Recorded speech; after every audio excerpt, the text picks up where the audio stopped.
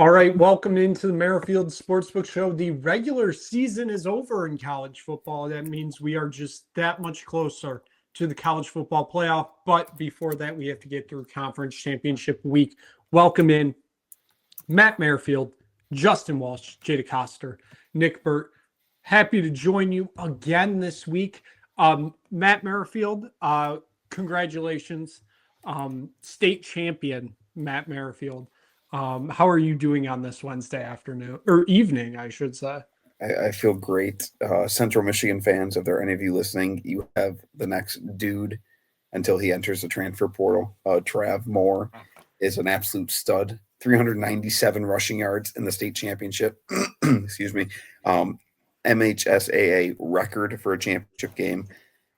Had he not sat out 16 quarters this year because DeWitt blew their entire league out every single game, he would have ran for 3,400 yards this season, which would also be a state record. So yeah, the guy was pretty good. DeWitt was absolutely dominant again. So yeah, go Panthers, baby. 2025 Division III state champs and public school champs, might I add, Nick. Best Yes. public school state. Yes, major accomplishment there for DeWitt. Justin Walsh, I know you just suffered a very, very tough moment just a few moments ago as you had to close 44 tabs on your computer because you think that's going to make your internet work better. Yes, it was a tough decision. As I said, I'm pretty sure that's why my internet's been absolute dog shit the last month or so, and why I keep coming in and out. But the good news is, as soon as we're done here, I can open that window back up out of my history. So we're doing all right. So we're feeling good. Hopefully the internet is going to be good, and we can get things going. Time out. What the hell is open on this window? Everything I need. I've had that window open for like tabs, 4 years. No, and you said you had 32 tabs on another window. 23. Oh. That one is still open. But you're lucky Mike Merrifield went to bed. Otherwise, I'd call him in here and the IT and him would. Mr. IT guy, Mike Merrifield, he would roast you. Goat. What kind of HR violation tabs are open in these 32? Anyways, let's keep it PG, but Jesus. Jada Coster, how are you doing on this evening in Chicago? Can't complain, even though we've gotten way too much snow. It's for early December. My favorite basketball team has a top 10 matchup Saturday. Can't complain about that. Wait, DePaul's playing a top 10 team on Saturday? I don't know. Hey, Loyola won last night. Great guys. They're 2-8 now. But no, MSU basketball's a wagon. My favorite football team has a huge matchup with Green Bay on Sunday, so I can't really complain too much. Also, can we talk about Rob Zimmerman to Penn State? Because they're still looking for a coach. He might be on the next short list, and he would still be a better option than whatever the Penn State and Nittany Lions are planning on at the moment, Jay. Because why on earth? First off, what was their interim's name? I know his last name was Smith, if I'm not mistaken. Like Terry Smith or something like that. Terry Smith sounds right. Point being, why did you fire James Franklin if you were going to swing and miss on 7 candidates, and you're just going to keep the interim, who didn't even do that good of a job? I mean, he was fine, but I mean, in part, when you lose Aller, which might be the biggest problem as to why this team sucked this year, and that offense as a whole, I don't know. Go ahead and do yourself a favor and take a look at that recruiting class right now. I believe Howard University is a better recruiting class than Penn State. All I know, everything's going great in Happy Valley, guys. You know what, Jay? I'm happy because it makes us as Spartans, actually all of us in this group, makes our football team not look like the complete dumpster fire that is. Last 72 hours, we might be a top 10 program in the country based on how things have gone. New coach, Kenny coach, I have no idea. and $1 billion potentially. You guys are going to have to pony up some money if you want to get there, so you can have a floating Spartan head outside Spartan Stadium. But I need the floating Spartan helmet. Get Steve I need DeCoster it. Like to I donate need some water. The Steve DeCoster floating see about Spartan that. helmet. But I mean, back to Penn State real quick. Their basketball team is dog shit. Their football team is dog shit. Gavin McKenna is just carrying their athletic department. So He's not even doing that good of a job. Yeah. Well, yeah, true. But by the way, if you think if we think Michigan State fans have it bad, just look at Penn State real quick. Speaking of Penn State basketball, can we talk about the graphic that came up of their first 5 games in the Big Ten this year are at Indiana, at Michigan State, home against Illinois, home against Michigan, and at Purdue. That's how they start their Big Ten schedule this year. And they For could a team possibly that's beat Indiana already the not way they're gonna be looking right now. Hold on. Indiana's, as we speak, is at the barn. And They're not good. Indiana's Turns out- might be terrible. I understand, but it's still at Indiana. fair. But for a team that's by all indications, I don't believe is supposed to be any good to begin with this year, that is a brutal start to the schedule. And in terms of football, speaking of Smith, I've heard that Jonathan Smith is looking for a job right now. So not saying that Penn State doesn't have any better options at the moment, but he is available. Nick, my introduction to you, and I appreciate the basketball question being brought up. My question for you today, asking how you're doing. How many bids is the Big Ten getting this year in the NCAA tournament? Because I haven't looked at bracketology, so I have no idea what Joe Lunardi has right now. It might be like a 6-bid league.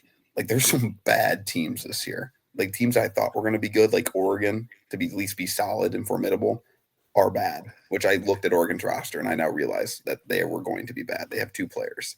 But anyways, I mean, first off the rip, I thought you were going to ask how many Big East teams are going to get a bid this year. well, That the Big East answers has more 2. bids than the Big Ten. The Big East is so bad this year. Shout out Marquette for beating Valparaiso in overtime at home. Yeah, Shaka Smart, get out. Just get out. But Matt, to answer your question, they're going to end up with 9 or 10. There's no way. They got to fill out the bracket somehow.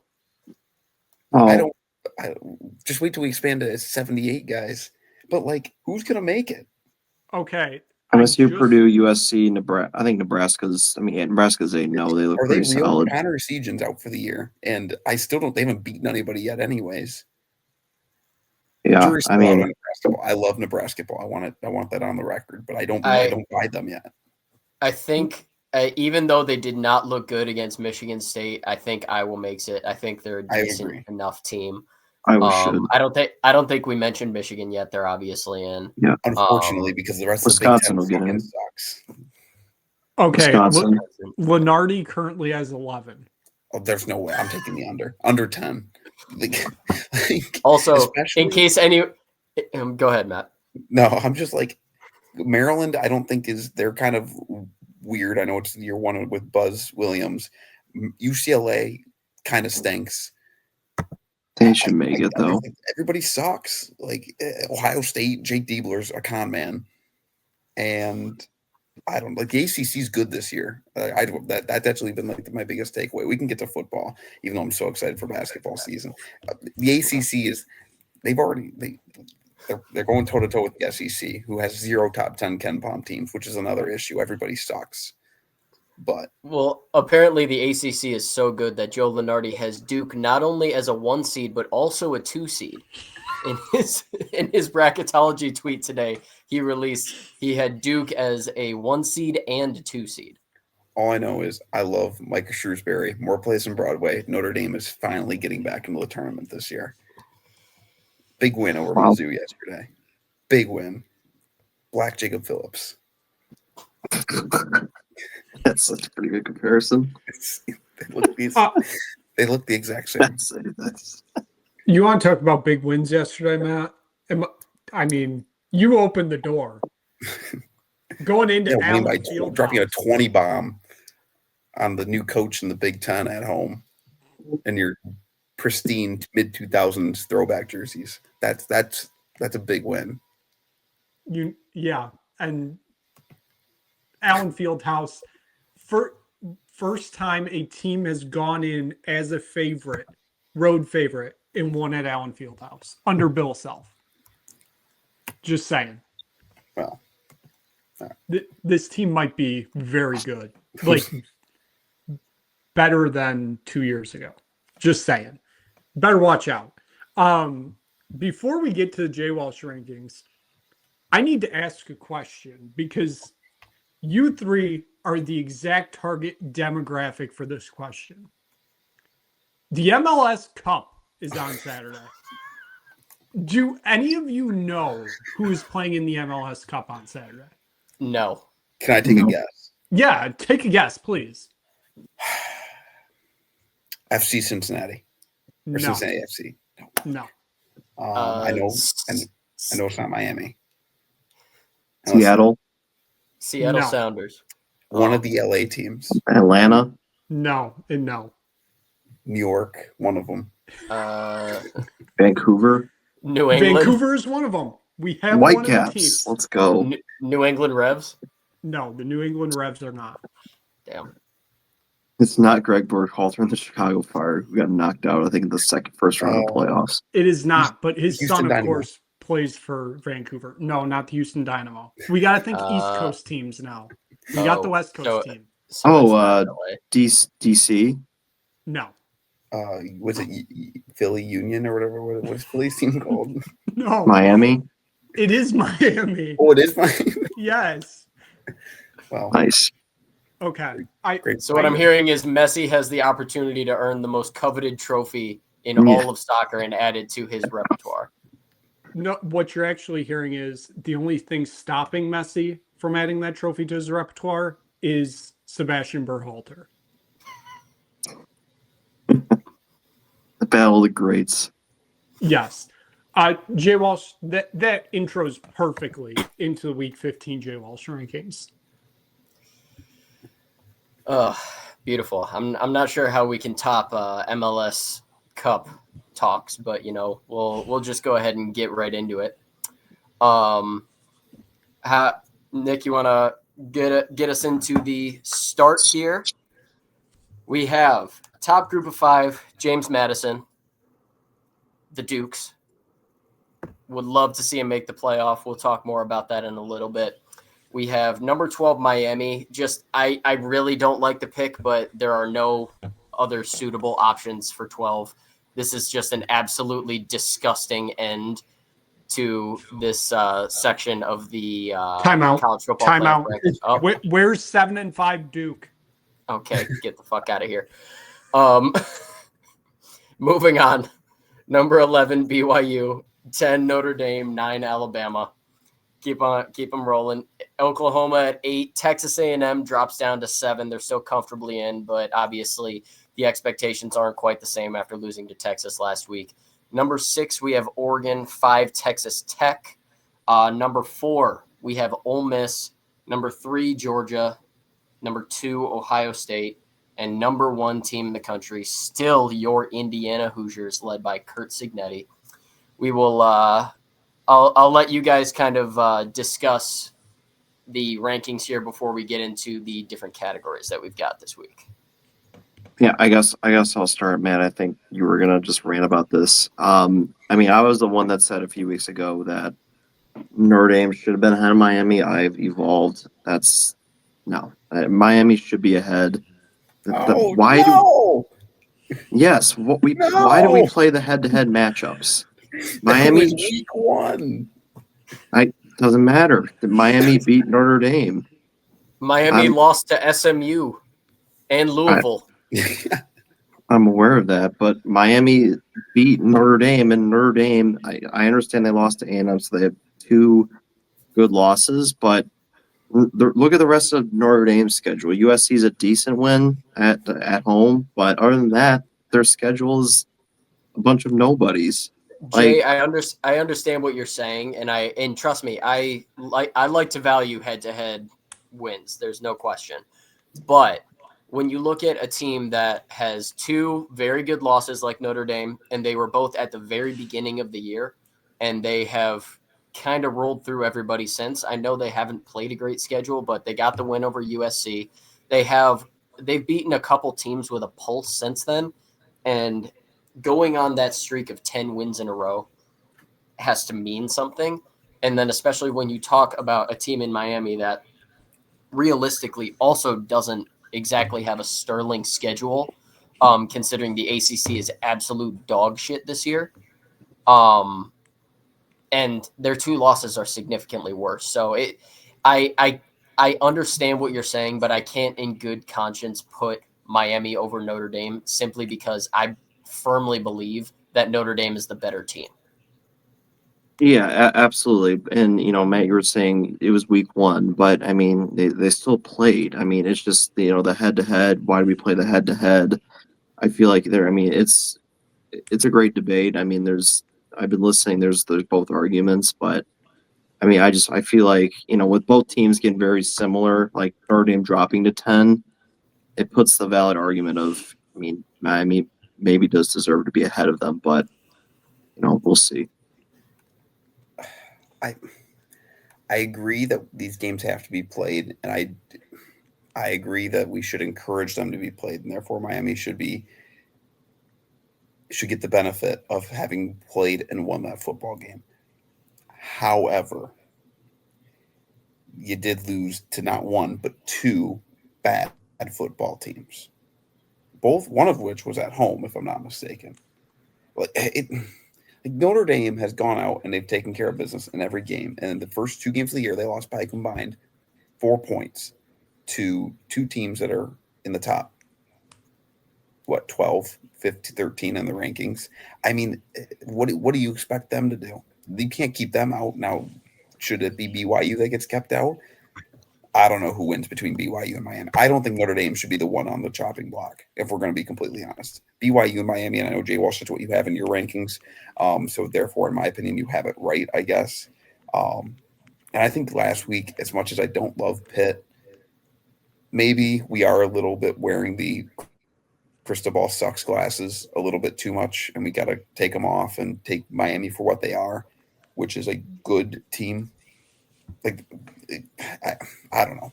I'm not too upset about this. In my opinion, Notre Dame's a top 8 team. I think they're better than Oklahoma.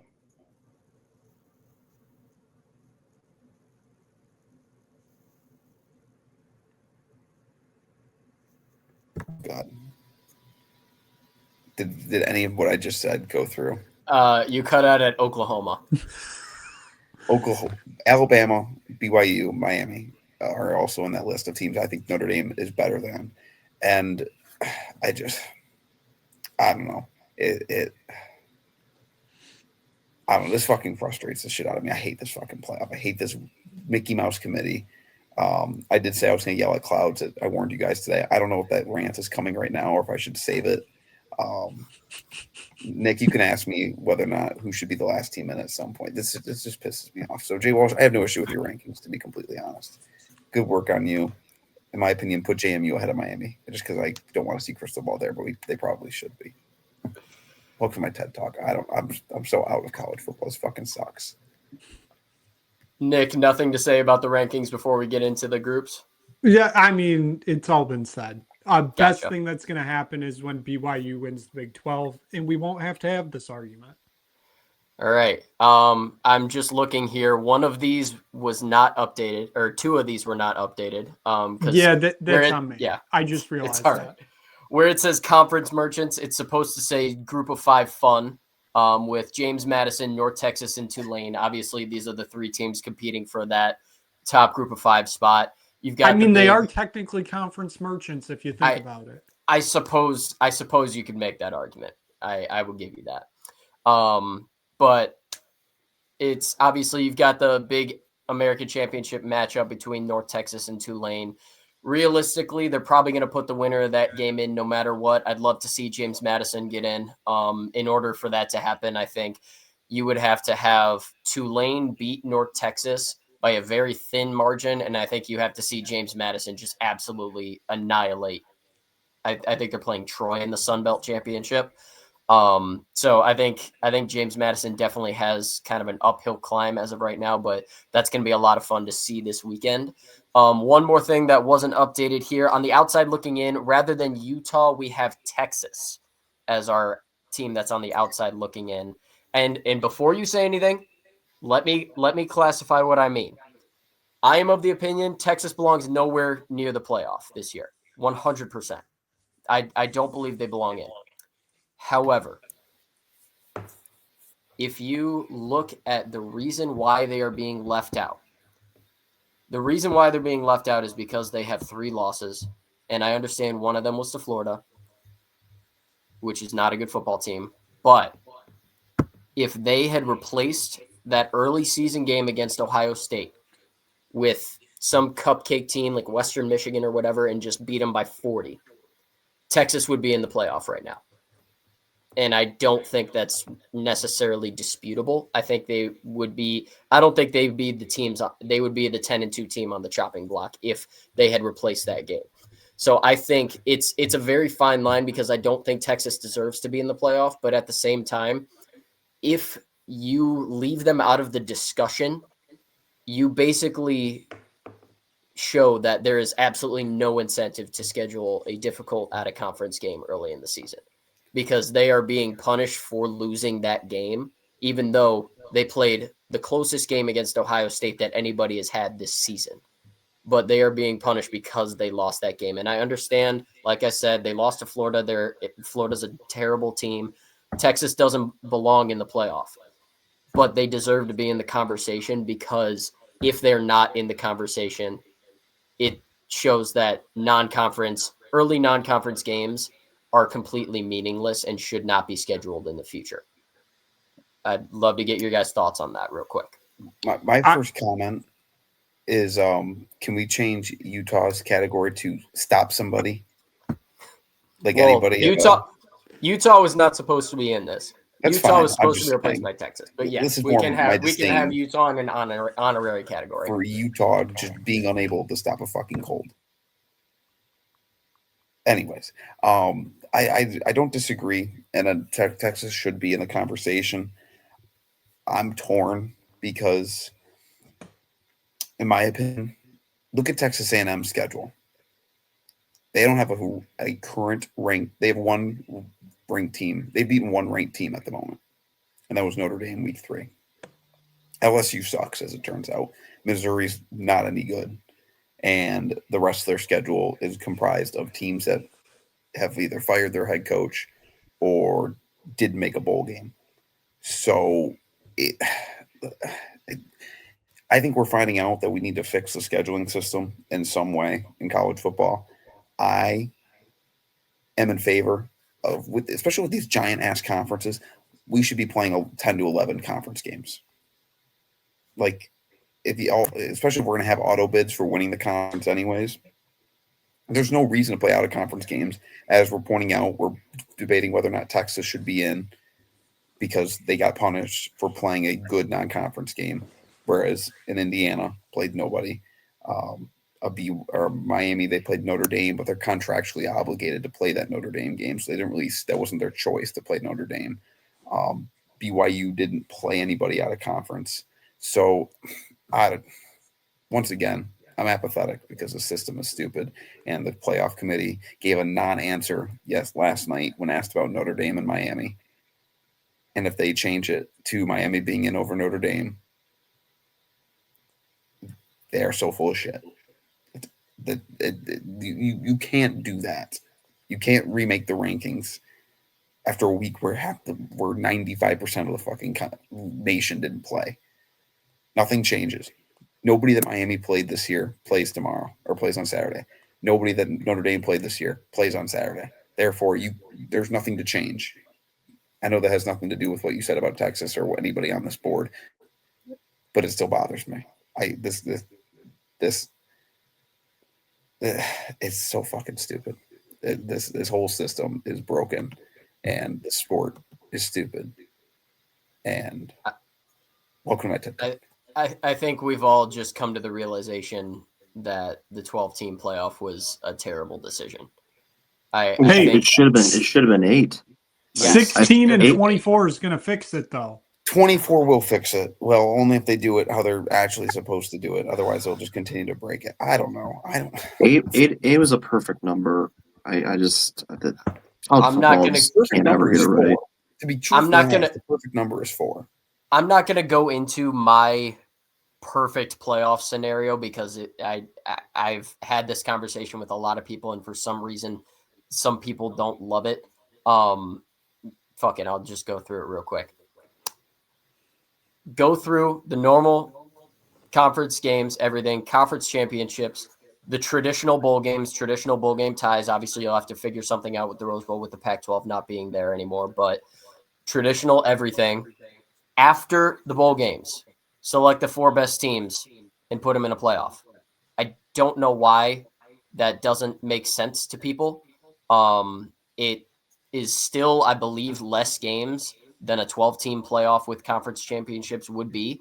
So I, in my opinion, that is the best way to do it because it makes conference championships matter. It makes bowl games matter, and it gives more than 1 or 2 teams a chance to win a national championship. Also, why are we playing games this weekend in the first fucking place? Because other than the group of 5 teams, there's nothing to be gained. First off, the ACC is about to shoot itself in the foot if they just allowed themselves to share conference championships, and then the top-ranked CFP team gets the bid, which I've said I think 6 different times on the show this year. Guess what?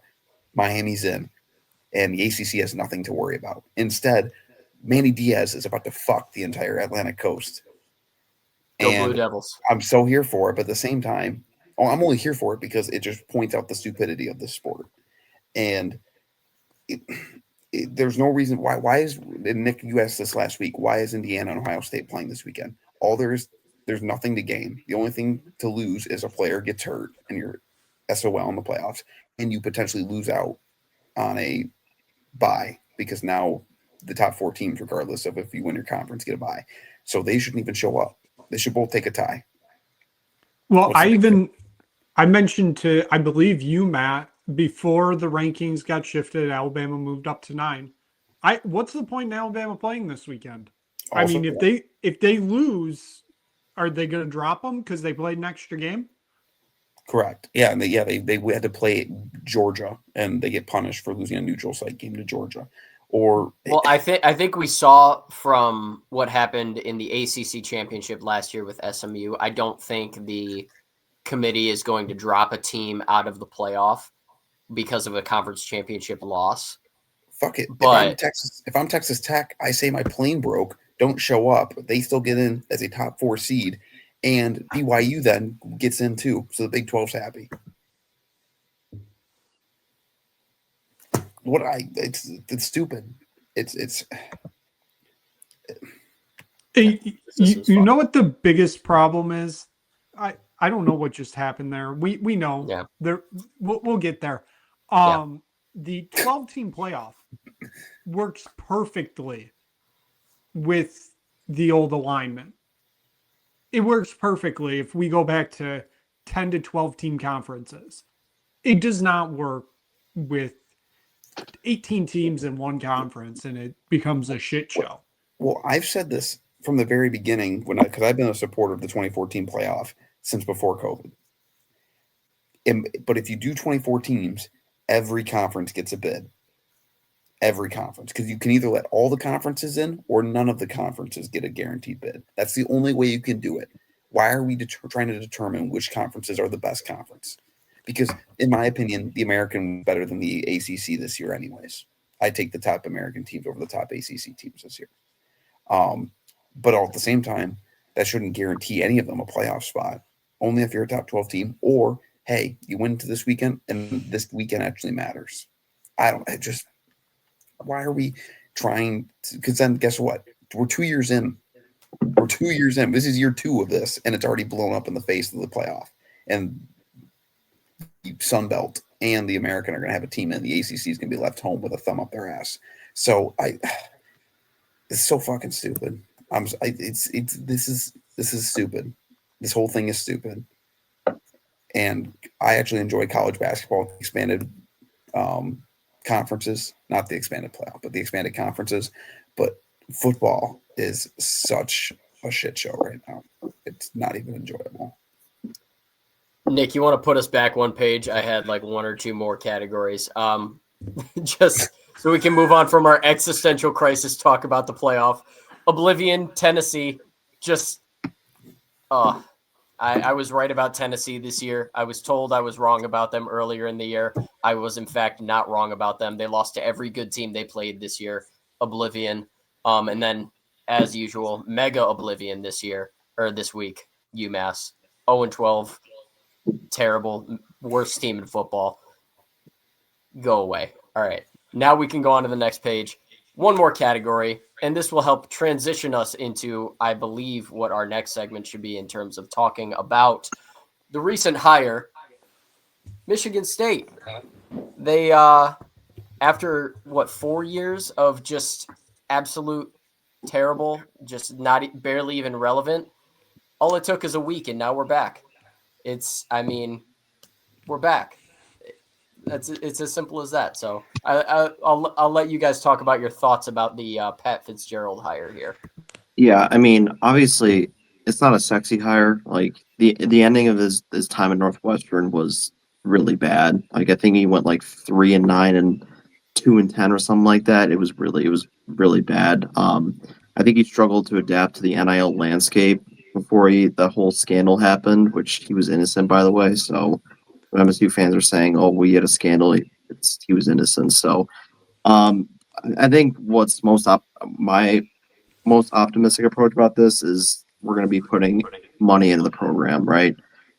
We got this whole $1 billion fundraising thing with the Spartan Stadium and Breslin and all the facilities. It's going to be awesome. We'll see if the renderings look like that and they don't pull an LCA on us. Hopefully that doesn't happen. If there's no floating Spartan helmet, I'm going home. Okay. Floating Spartan helmet thing, if you go on the website, it's not there. Like they have one rendering that has one and one that doesn't. So if there's no floating helmet. I'm expecting it. Only if there's you no donate. Floating helmet. Yes. J-Bat will deliver. No, I think J-Bat's done a great job. He got rid of Jonathan Smith, even though he was really silent about it, but he was looking for his guy, and it's Fitzgerald. And I think at Northwestern, I know it was the Big Ten West. I know it was a cupcake kind of schedule, but Pat Fitzgerald is more with less. Pat Fitzgerald at Northwestern, Northwestern doesn't have the resources that Michigan State has, which makes this a good hire because we're going to be putting money into the program. We're going to be getting good recruits, good people in the portal. At least I believe. I hope that's going to happen. And Pat Fitzgerald's just the right coach for it. I know it's, like I said, it's not the sexiest hire in the world. Not a lot of people are excited about it. I really like the hire. And plus he's motivated too. His interview on College Game Day, he was very motivated. He said he was motivated to get back to coaching. He says he's adapted and learned about NIL and studied the programs that have adapted to it. So I really like it. I know I think I said I liked the Smith hire a couple of years ago. So but I'm really excited. So look at that, beautiful. It's beautiful. Am I allowed? Hold on. This can't even. This not even right because I Am West is still there. I Am West will not be here in No, it won't. 24 in the next 2 years. I Am West will be a parking lot. I just that was one of my points here. But am I allowed to be a little bit negative here? Go ahead. I'm kind of negative too, but go ahead, Nick. This looks like dog shit. The hell are these scoreboards? I know these are renderings to get people to donate money. What is this? Also, we complain about the east side looking like a block out of Soviet Russia. That's what the west side is going to be if we don't do anything to it like the rendering shows right now. It's going to look stupid. Make the stadium equal. That's all I got for now. Can I also comment and say I do not see in this rendering anywhere a 150-foot Spartan statue. I was promised that would be part of the new upgrades, so I'm fully expecting a 150-foot tall bronze Spartan statue overlooking the stadium. Can we do that instead of the floating Spartan helmet? No. I need both. I need them. In all seriousness, the stadium looks like Jay Walsh, or even Nick. Remember if you in Madden like 17, if you relocated, Yeah. what the futuristic stadium fucking looked like. It looks fucking stupid. But in all seriousness, I saw the renderings of the basketball arena. If they cut out seats of the zone to put Matt Ishbia suites for any billionaire to sit courtside, I swear to God. First off, Tom Izzo will never let that happen. I truly believe that. I truly believe he would never let that happen. Of all the things, like people saying, "Oh, nobody will let that happen for the goodness of sports," he is the only person in that arena is the only place I think that could even be stopped, even though it's inevitable because the man won't be coaching here in 10 years, unfortunately. But for the Fitzgerald specifically, I like it on paper. Like, yes, this team should play hard. I have no doubt in that. But like to Jay's argument of he did more with less, sometimes those guys are just meant to coach at places like Northwestern. They're just meant, like, you bring them here and it doesn't work. Now he is a Midwest guy. He's recruited in the state of Michigan and Ohio. So it's not like Jonathan Smith, where, like, I don't know if you guys saw one of our 3-star commits flip to Utah because we no longer have a West Coast coaching staff, which I'm perfectly fine with because West Coast strong and Midwest strong are two different things, as all the Pac-12 teams are finding out. So while I do think this could work out better than Smith, I don't know. Like, you look at Northwestern's years under Pat Fitzgerald, and it's a lot of this. And this isn't Michigan State's not Northwestern. We're not patient for that. So he's got to win.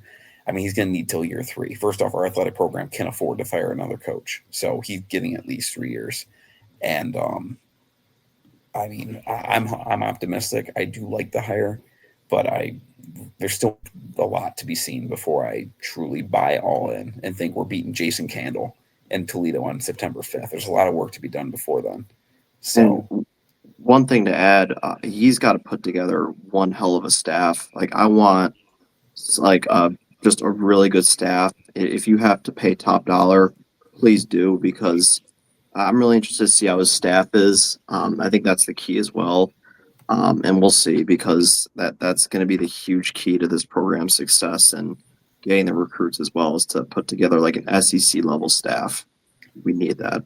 My last thing. Go ahead, Matt. My last thing is that I learned yesterday he turned down the Michigan job, which led to Brady Hope getting fired. So I'm forever indebted to Pat Fitzgerald. I love that man. So that for me is enough for me to like him. So that's his biggest plus, as Nick going off of what Jay said there. I do agree that as we see the Breslin Center there, I do agree that the staff is definitely the key to this. I think the DC position, I don't know, is necessarily as big, just because Fitzgerald is more of a defensive-minded guy. Obviously, former linebacker. His Northwestern teams always played solid defense for the talent that they had. So I think they're going to be okay there. Let's bring in Max Bulla. Stop. Stop with that, please, for the love of God. I'm so tired of that narrative. The offensive coordinator position, I think, is obviously the one that they need. They need to hit a home run. I'm not saying they need to go out and grab like the biggest name out there, but they need a young, fresh, offensive-minded guy who can just breathe a little bit of life into this program. Because, I mean, with the exception of the Kenneth Walker year, which obviously we were just riding the coattails of the best player in college football at that time, we haven't had an exciting offense since, Brian Lewerke's first year as a starter in 2017. I mean, it's been quite some time. So we need somebody who can breathe a little bit of life into this offense or into this program on the offensive end. And I'm hoping Fitzgerald can make the right hire for that. But anyway, Nick, go ahead. I mean, I'm hopeful. Matt mentioned it. It was a lot of ups and downs with, his time at Northwestern. This fan base won't have the patience for that. It's one of the reasons why I said Bulla would be a terrible hire, because nobody will have the patience for that. You can say that they will all they want. Year 2, when you're still 4-8, and there's been little progress because he's never had coaching experience before, people are going to want his head. And Michigan State, I think, went with a safer hire. Obviously, there could have potentially been other names out there. Would they have taken the job? Who knows? I'd like that they got a Midwest guy, knows what they're doing. I'm hopeful. Hope doesn't really get you anywhere, but I'm at least hopeful. I bring up the Breslin Center because, Matt, I think you know what I'm about to ask here because I asked you yesterday, because this is a slideshow with another picture behind it of the Breslin Center. Let's just take a quick look here. Where the hell is this fake roof coming from? I didn't realize that roof was coming from the Vancouver Whitecaps arena. They also, if you guys haven't noticed, this renderings has decided that we got rid of the tunnels that are there now are going to be filled in, and they're going to put tunnels at the opposite end of the floor because reasons. This is also true. So that's cool, I guess. We're also apparently getting rid of the upper bowl of the I-Zone. So RIP all freshmen. RIP all freshmen who are wanting to get student tickets. I originally thought that was the Jennison because there was no upper bowl because I've never been inside the Jennison. But I know it doesn't look like that. Where is this coming from? That's what I want to know. That's all I'm asking.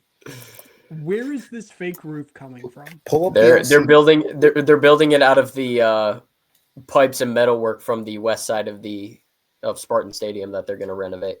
Pull up the LCA renderings. That shit looks nothing like it. Not even just District Detroit, just actual LCA itself doesn't even look anything like it. Oh, you mean like how it was supposed to have a LED Red Wings logo on the top of it, and now instead it has Little Caesars? Thank you, Chris Illich. Yeah, totally love having you own sports teams. Yeah, it is what it is. Anyway, let's move on and actually get into college football. We are 42 minutes into this. Let's get in conference championship week. We'll kind of fly through these. That was always the plan. And then we got 42 minutes into the show, and we're going to fly even more now. So group of 5 conference championship games. Friday night, Kennesaw State, a 2.5-point favorite at Jacksonville State. James Madison is a 23.5-point favorite at home against Troy. North Texas, a 2.5-point favorite on the road at Tulane. UNLV is a 4.5-point underdog at Boise State. And then on Saturday at noon, the biggest conference championship game of them all, it is Miami, Ohio, and Western Michigan at Ford Field. Western Michigan is a 1.5-point favorite here. I guess, Jay Welsh, go first. I guess just pick the winners here. You don't really need an explanation. Just pick the winner. You don't have to do spreads either. Just tell me who's winning each conference. Understood. Yeah, I wasn't going to be able to provide a whole lot of analysis, especially for this first one, Kennesaw State, Jacksonville State. I'm rocking with Jacksonville State. No explanation. James Madison. Obviously, I mean, I think they're going to cover the spread, but obviously money line is just they're going to win that game. I really, really want North Texas to win this game against Tulane. I even though I picked Tulane to be my group of 5 team in the playoff at the beginning of the year, I would love to see North Texas win this game and get into the playoff. I'm going to go with them just because of that. I don't know that they're going to, but it's going to be a high-scoring game. More on that later when we get to our picks. UNLV Boise State, I'm going to go with Boise State. Haven't honestly paid a whole lot of attention to either of these two teams this year. Neither of them have been super relevant. I'm going to go with Boise State just because I think when it comes to Mountain West teams, Boise State is pretty much always kind of cream of the crop there. UNLV I know is decent, but I'm going to go with the Broncos. And then Miami, Ohio, Western Michigan, I am going to go with Miami, Ohio for reasons unknown. Jay Coster, up to you next. Who are you picking to win each of these group of 5 conference championship games? Yeah, I mean, James Madison, obviously. I like Troy to cover, though. It's a lot of points. So, I mean, I think Troy's a little frisky, so I'll take Troy in that spot. Kennesaw State, I mean, I don't really know too much about these two teams, so give me the Owls in their second year of FBS action. North Texas, they're a wagon. No Eric Morris, no problem. Drew Messamaker's a beast. They've been a wagon all year. Give me North Texas. I'll take Boise State at home up there at the Bluegrass. Give me Boise State. And I'll take Western. It's at Ford Field. Give me Western. So those are the group of 5. Matt, I'll go to you next here. Give me Western Michigan. Miami. I know Miami beat Western earlier this year. So the fact that Western's favored, I know it's kind of a home game. Obviously, that's part of the reason why it's going to be a big Western crowd. But still, the fact that Western's favored in this game tells me a lot. Also, when Miami beat Western, they had DeQuan Finn. He is no longer part of the program. So that leads me to believe that. And the backup kid I've looked has played okay in his place, but he's not as good as DeQuan Finn, even though DeQuan Finn needs to get a real job. So at this point, I'm going with also the Broncos. Give me Western. As long as it stays south of a field goal, take the Broncos to get it done. Row the boat, baby. Any picks for the other games? Oh, the other games. Kennesaw, same reason. I don't love it. I don't love it enough to put in my parlay, but they also lost to Jacksonville State, I believe, earlier this year and are favored. So I'm going to roll with that logic of why are they favored? Must be for a reason. Also, how is Kennesaw playing in this game? Didn't they just get promoted like 2 years ago? Yeah. Shout out to CUSA, baby. What are the games my specific? I like North Texas Tulane, and then Troy James Madison. I'm torn. Take the over in North Texas Tulane. Let's get frisky. But over 66.5, love it. But I think I'll take North Texas. Favored on the road is tough, but I think they get it done. And JMU, baby. Give me JMU. They're going to win big. They're going to try and push themselves in the playoff. I also like Boise against UNLV. I know they already beat UNLV this year, but I think Boise is the better team. They are still the standard and the Mountain Best. All right. Give me Kennesaw State for reasons unknown. Shout out the Owls. Remember, like 6 years ago when their turnover chain was a piece of wood. That's all I remember them from. Give me them. Give me James Madison. Give me North Texas, I guess. The battle of two teams that are losing their coaches. Give me Boise State. It's on the blue turf. UNLV plays in a desert. Give me Boise State and give me Western Michigan. I think we should probably just skip the Power 4 conference title games because I'm sure we all have them in our parlays and we can kind of go more in depth there. So given that, Jay Coster, I'll go to you first. What is your parlay for this week? Yeah, I'm going to stick with 4. I might add 1 as we go, but I'm going to stick with North Texas. They're going to be my lock. They're an absolute wagon.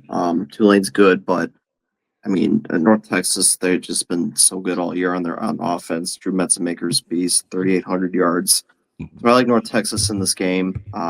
So give me them. I also do like Boise State, like Matt says. Standard is a standard out there in Boise, Idaho. It's at home. It's always a rocking crowd for the Mountain West Championship. So give me them -4.5. I'm pretty confident in that.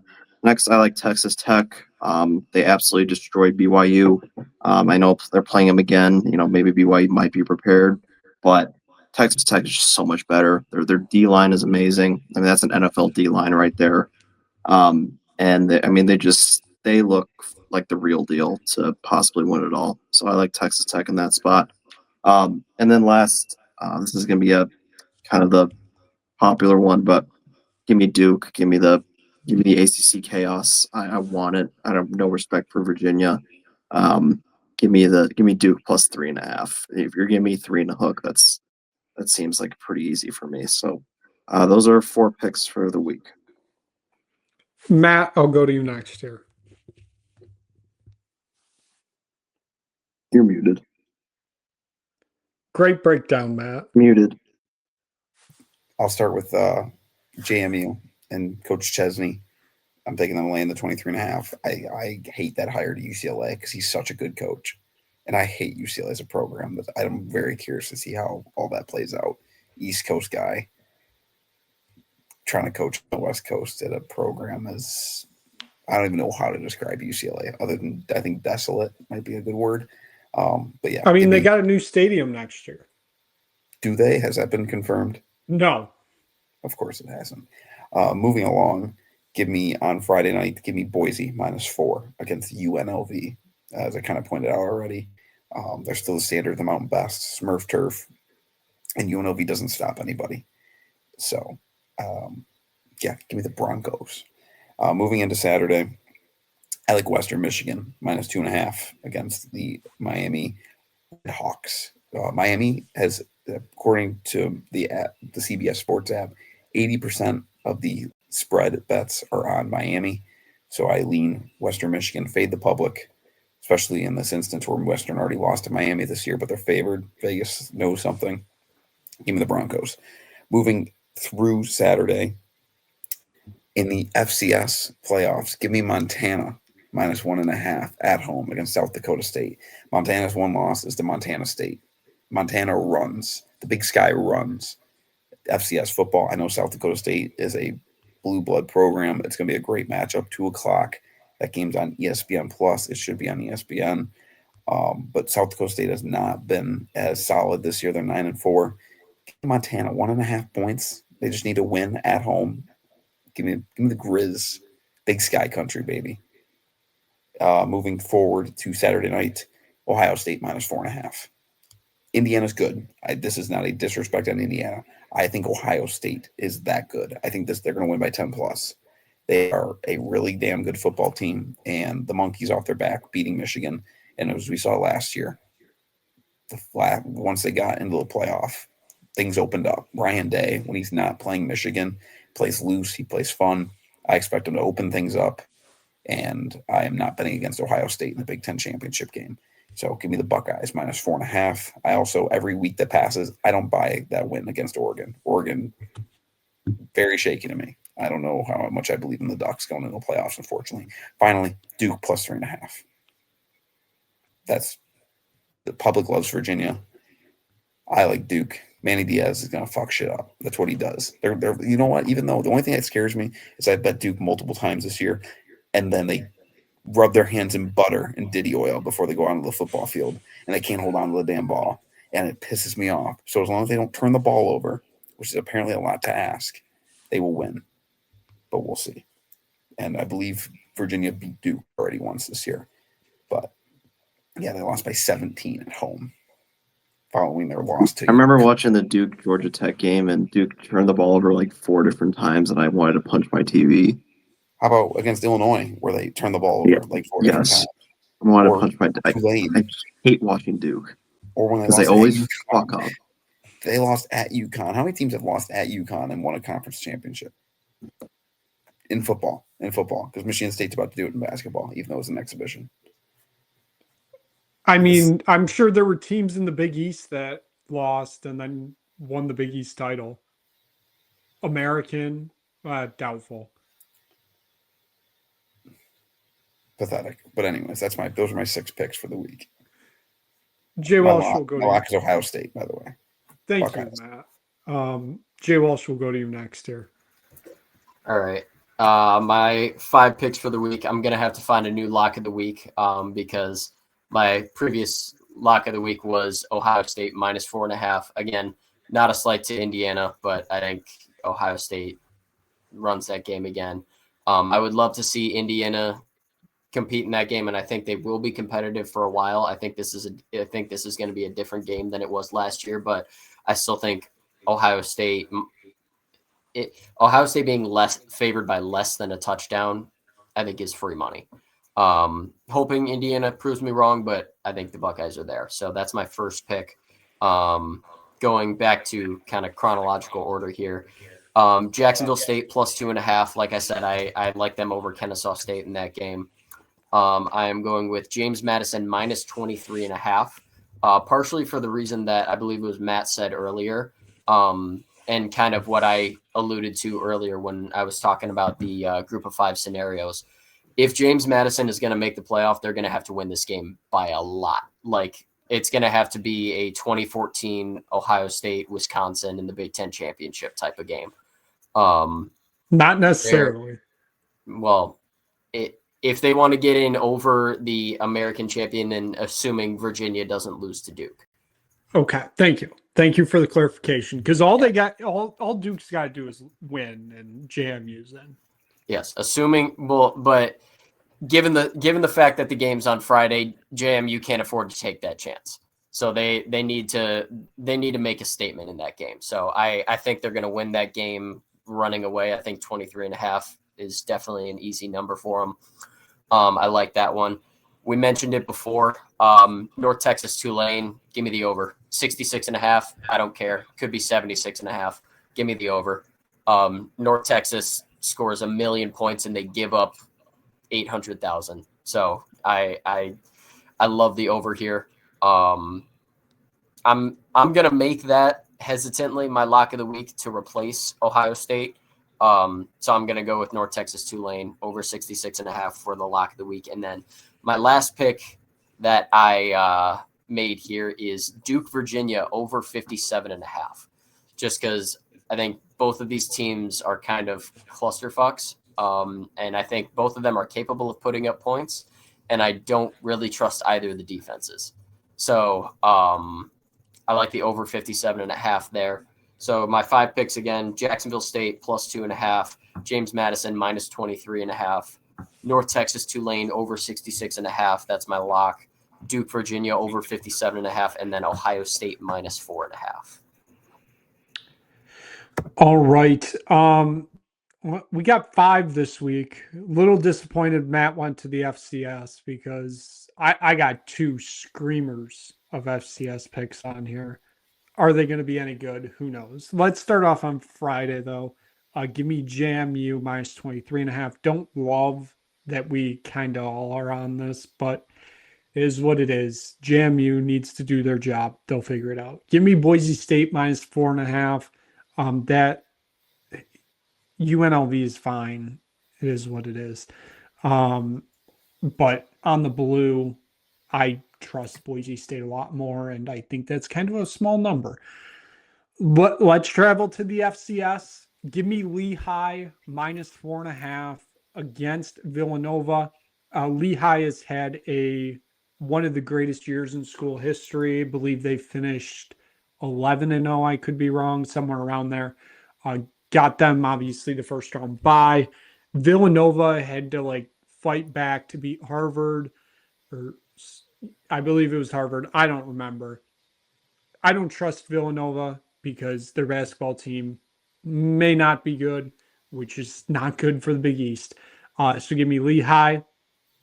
And then still in the FCS, give me the Fighting Sioux, North Dakota. They travel to Tarleton State. Give me North Dakota plus 4.5.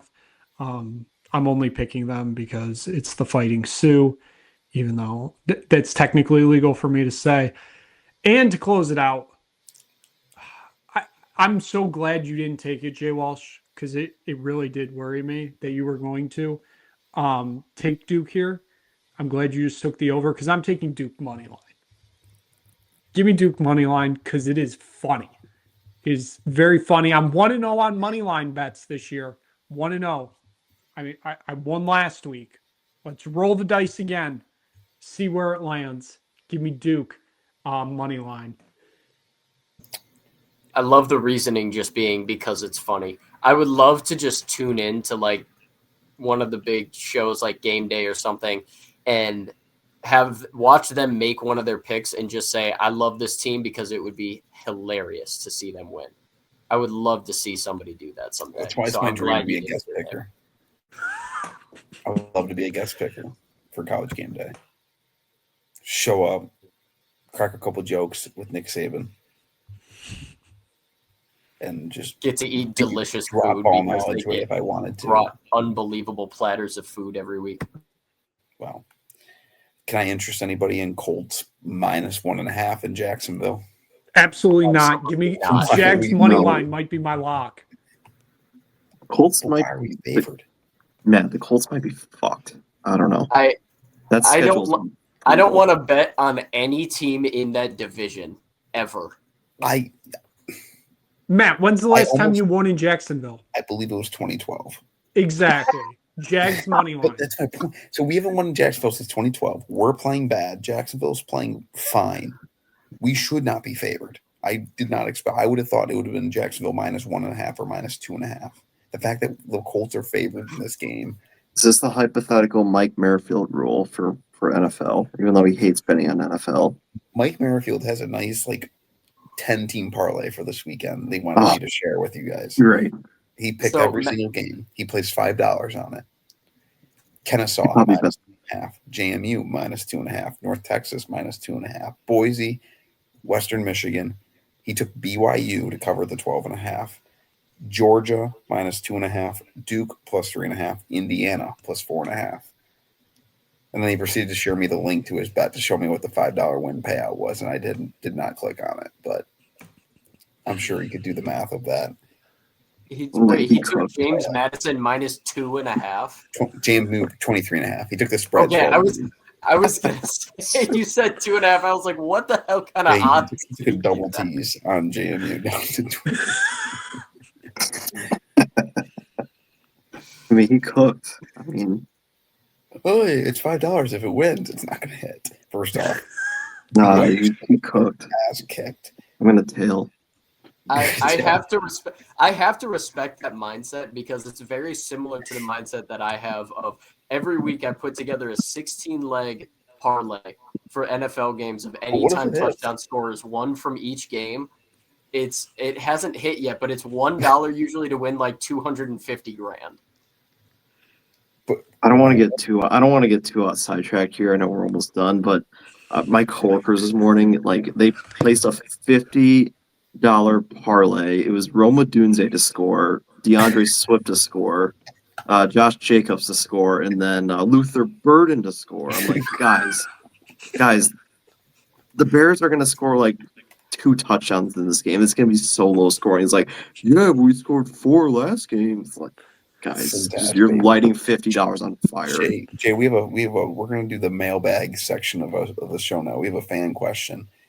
Oh dear Lord! What are you going to do once you get your ass clapped for a 3rd time against San Diego State?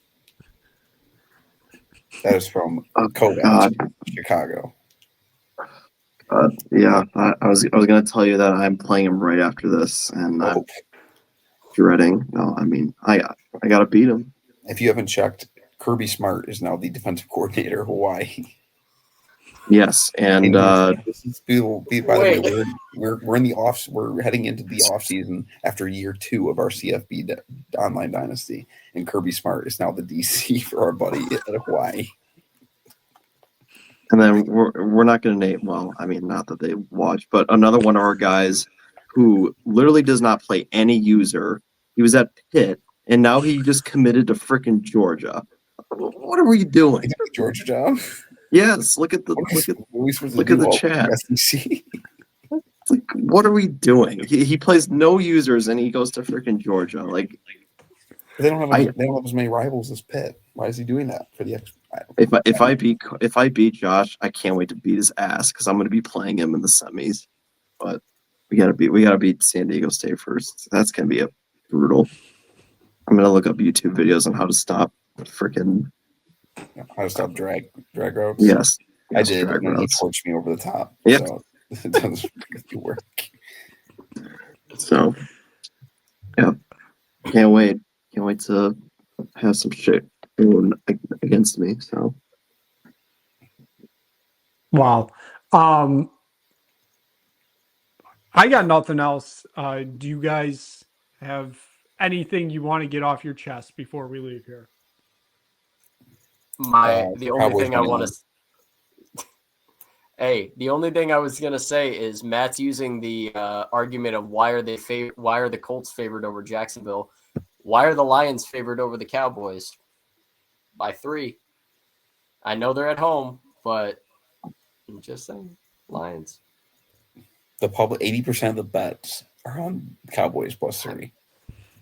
You always say fade the public. 76% of the bets are on the Bears, 6.5. That scares me. I like the Bears too. I probably have to change that then. I don't know. As a resident Packers owner, what is his prediction? Packers by 10. That's not what you should do. That's not the answer you were looking for. Before we leave, massive event on Friday. I got to ask what everybody's looking forward to the most with the World Cup draw on Friday. Are you looking forward to Shaq pulling out the Group 4 balls? Are you looking forward to the inaugural FIFA Peace Prize winner? Are you looking forward to the actual groups being announced? Or most of all, are you excited about the live performance of YMCA from the Village People? Nick, do we have a Merrifield Sportsbook exclusive line on over under 1.5 third world countries being in the US's group? Yeah, we'll put it at plus 350 because it's going to be very hard to do that. But it's possible. Wait, let me look at the pods. What if we set the line at flat 1? Give me 5 seconds and I'll pull it up. Just keep talking while I do some research here. How many foreign enemies do you think the United States will get in their group? I mean, Saudi's out there, Qatar's out there, Iran's out there. Iran. Same thing. It was a big deal last time. That is true. That North Korea. No, North Korea did not qualify. Is North Korea in the World Cup? That would be. They went like 20 years ago. That's not 2010. Yeah. Oh my God. Is that I think that's the only enemy, or enemies, is Iran and Saudi Arabia. I don't know. How many former Soviet Union nations or satellite states are in our group? Apparently, Jaden Ivey is sucking for the Pistons at the moment. Oh, Jesus. Yeah. I drafted him on my fantasy basketball team as a hopefully later in the season bump, and he has been god-awful since coming back. I gotta zoom in on this. Just hold on. So we can get Columbia counts because of the drug lords. Yes. And if you need explanations on pot 4 with the playoff teams, I can get you those also.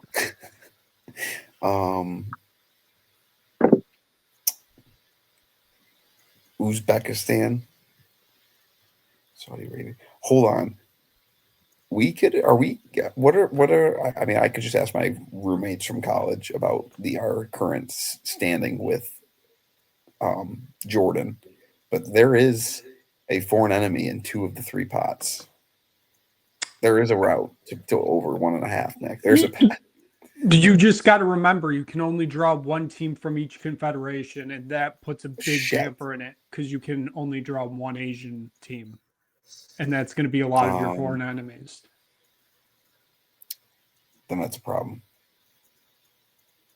What is pot 4? What do you mean by that? What am I looking at? Jordan is like what's the second country? Cape Verde. They're in Africa. Then you got Ghana.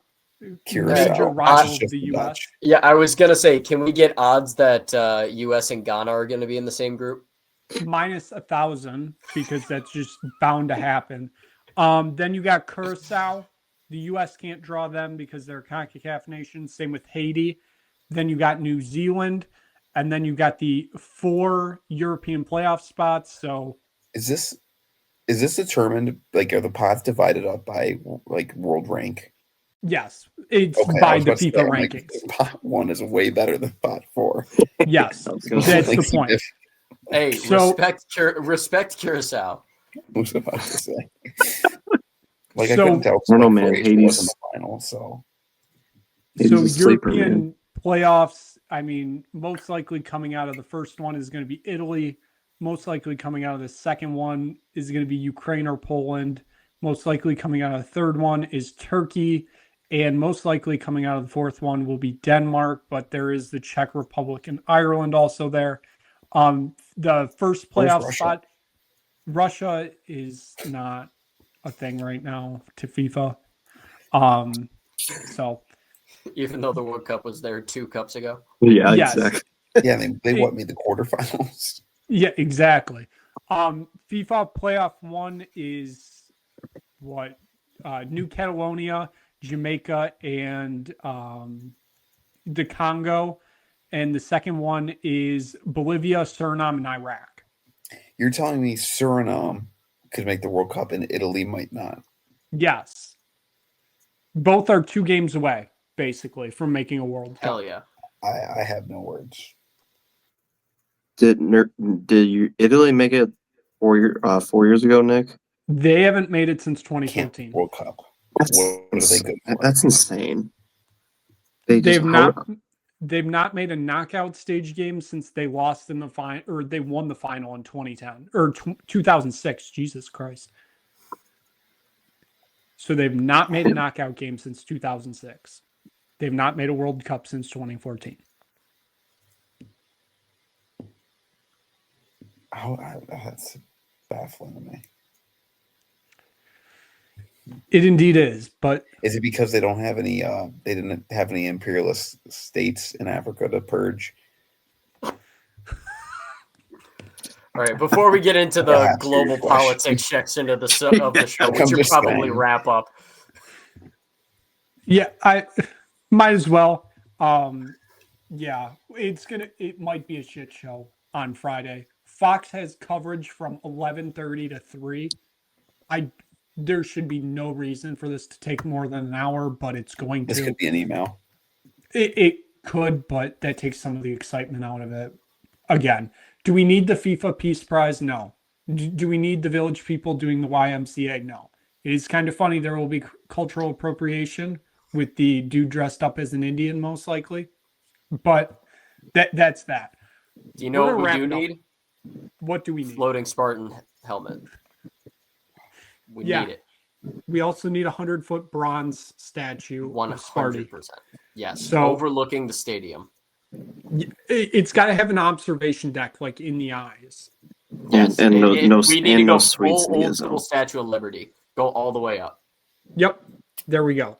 All I'm going to say is that this could be wrong, but the opening line I'm seeing on the CBS app, Spartans -1.5 Saturday afternoon.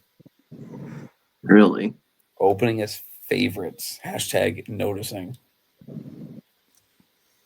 I don't know how I thought feel about Duke that. would be like a favorite. That's my. On that's my ESPN last word. Analytics, like Duke has like a 70% chance to win or something. Breaking news. Analytics don't take into account Jeremy Fears stepping in front of your favorite player at the free throw line. Jeremy Ken Fears, Pom. I tweeted Ken this Pom. out during the game against Iowa, but Jeremy Fears is an absolute psychopath, and I mean that in the most complimentary way possible. Oh, He 100%. he is the epitome of the guy that you absolutely despise unless he plays for your team, Correct. and I love him. And we He's get not two- Love him Dan so Hurley. much. We get 2 more seasons of him. Yes, we do. Ken Pom. Michigan State 71, Duke 70. Whoa. Wow. # noticing. Again, I don't know how I feel about that.